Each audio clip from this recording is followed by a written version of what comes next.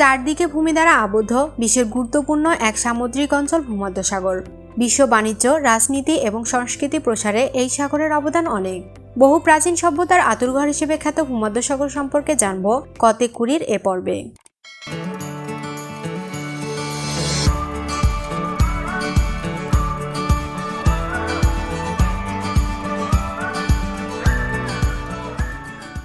Europe ও Africa মহাদেশের মধ্যবর্তী সাগরটি ভূমধ্যসাগর হিসেবে পরিচিত। ভূমধ্যসাগরের উত্তর দিকে ইউরোপ মহাদেশ, দক্ষিণ দিকে আফ্রিকা মহাদেশ এবং পূর্ব দিকে এশিয়া মহাদেশের অবস্থান। চারদিকে ভূমি দ্বারা বেষ্টিত এই সাগরটির আয়তন প্রায় 25 লক্ষ বর্গ কিলোমিটার। ভূমধ্যসাগরের গড় গভীরতা 4900 ফুট এবং এই সাগরের সবচেয়ে গভীরতম স্থানের গভীরতা 17,280 ফুট।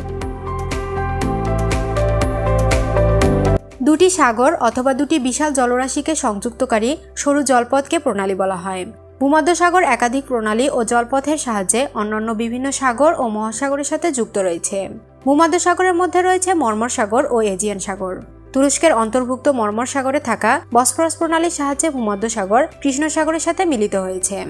অন্যদিকে স্পেন এবং মরক্কোর মধ্যবর্তী জিব্রাল্টার প্রণালী ভূমধ্যসাগরকে আটলান্টিক মহাসাগরের সাথে সংযুক্ত করেছে।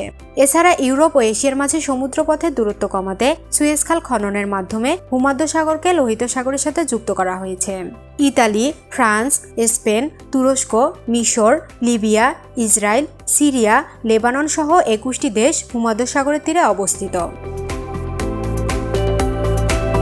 প্রাচীন সভ্যতার শিল্প ও বাণিজ্যের এক আঁতুড়ঘর হিসেবে ভূমধ্যসাগর বিখ্যাত। অতীতের বহু প্রভাবশালী সভ্যতা ও সাম্রাজ্য ভূমধ্যসাগরের তীরে গড়ে উঠেছিল। ভূমধ্যসাগরীয় অববাহিকায় বহু সভ্যতার মধ্যে উল্লেখযোগ্য হল মেসোপটেমিয়া সভ্যতা, মিশরীয় সভ্যতা, গ্রিক সভ্যতা ও রোমান সভ্যতা। এছাড়া এই সাগরের পাড়েই পারস্য সাম্রাজ্য, বাইজেন্টাইন সাম্রাজ্য ও অটোমান সাম্রাজ্যের মতো প্রভাবশালী সাম্রাজ্য ব্যবস্থা গড়ে উঠেছিল। রোমান সামরিক নেতা অগাস্টাস রোমান সাম্রাজ্যের প্রতিষ্ঠার পর থেকে ভূমধ্যসাগরে কেন্দ্রীয় বাণিজ্য ও সামরিক কর্মকাণ্ড ব্যাপক প্রসার লাভ করে। এক পর্যায়ে রোমানরা ভূমধ্যসাগরের চারদিকের অঞ্চল দখল করে নিলে এই সাগরের নাম রাখা হয় মারে নস্ট্রাম, ল্যাটিন ভাষায় যার অর্থ আমাদের সমুদ্র। অতীতে এই সাগরকে কেন্দ্র করে দক্ষিণ ইউরোপ, উত্তর আফ্রিকা ও পশ্চিম এশিয়ার দেশগুলোর মধ্যে বাণিজ্য যোগাযোগ ব্যাপক প্রসার লাভ করেছিল। সাম্প্রতিক বছরগুলোতে অবৈধ অভিবাসন চেষ্টার কারণে ভূমধ্যসাগর সবচেয়ে বেশি আলোচনায় এসেছে। যুদ্ধ, সহিংসতা, খরা, দারিদ্রতার কারণে আফ্রিকা ও পশ্চিম এশিয়ার উদ্বাস্ত জনগণ ভূমধ্যসাগর পাড়ি দিয়ে ইউরোপে প্রবেশের চেষ্টা করে। এ ধরনের উদ্বাস্ত জনগণের কারণে ইউরোপ যেন এক স্বর্গের নাম, আর ভূমধ্যসাগর তাদের কাছে স্বর্গে যাবার অবৈধ রাস্তা। আফ্রিকা ও পশ্চিম এশিয়ার দেশগুলো ছাড়াও ভারত, পাকিস্তান ও বাংলাদেশের বহু অভিবাসন প্রত্যাশীরা ভূমধ্যসাগর পাড়ি দিয়ে ইউরোপে যেতে চায়। আফ্রিকার ভূখণ্ড থেকে ইউরোপের দেশ ইতালি তুলনামূলক নিকটবর্তী হওয়ায় সবচেয়ে বেশি অবৈধ অভিবাসন ধরা পড়ে ইতালির সিসিলি উপকূলে।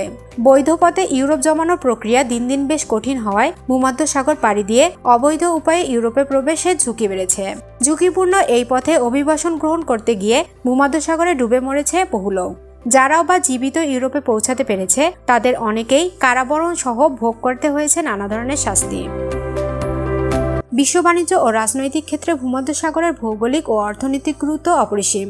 এই সাগর ব্যবহার করে ইউরোপ ও আফ্রিকার অনেক দেশ আটলান্টিক মহাসাগরের বাণিজ্যিক কর্মকাণ্ডে অংশগ্রহণ করতে পারে। এ ধরনের ভিডিও নিয়মিত দেখতে চাইলে কতে কুড়ি সাবস্ক্রাইব করে পাশে থাকা বেল আইকনটিতে ক্লিক করুন। ভিডিওটি ভালো লাগলে লাইক করুন এবং বন্ধুদের সাথে শেয়ার করুন।